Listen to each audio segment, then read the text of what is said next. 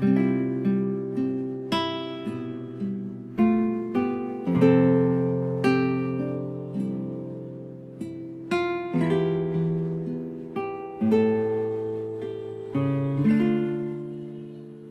mabuting balita ng Panginoon ayon kay San Juan.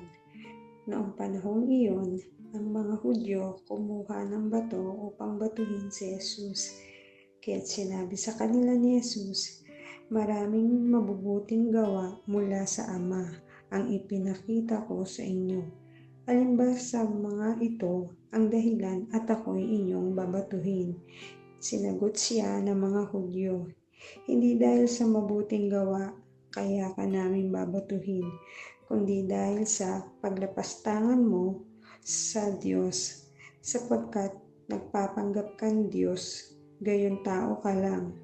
Tumugon si Jesus, "Hindi ba nasusulat sa inyong kautusan, sinabi ko, mga Diyos kayo?" Mga Diyos ang tawag ng kautusan sa mga pinagkatiwalaan ng salita ng Diyos, at hindi maaring tanggihan ang sinasabi ng kasulatan. "Ako'y hinirang at sinugo ng Ama." Paano ninyo masasabi ngayon na nilalapastangan ko ang Diyos sa sinabi kong ako ang anak ng Diyos? Kung hindi ko ginagawa ang mga ipinagagawa ng aking Ama, huwag ninyo akong paniwalaan. Ngunit kung ginagawa ko iyon, paniwalaan ninyo ang aking mga gawa. Kung ayaw man ninyo akong paniwalaan, sa gayoy, matitiyak ninyong nasa akin ang Ama at ako'y nasa Kanya. Tinangka na naman nilang dakpin siya, ngunit siya'y nakatalilis.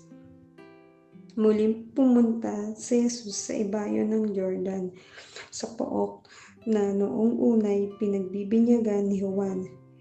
Nanatili siya roon at maraming lumapit sa kanyang sinabi nila, "Si Juan ay walang ginagawang kababalaghan, ngunit totoong lahat ang sinabi niya tungkol sa taong ito." At dooy maraming sumasampalataya kay Jesus. Ang mabuting balita ng Panginoon.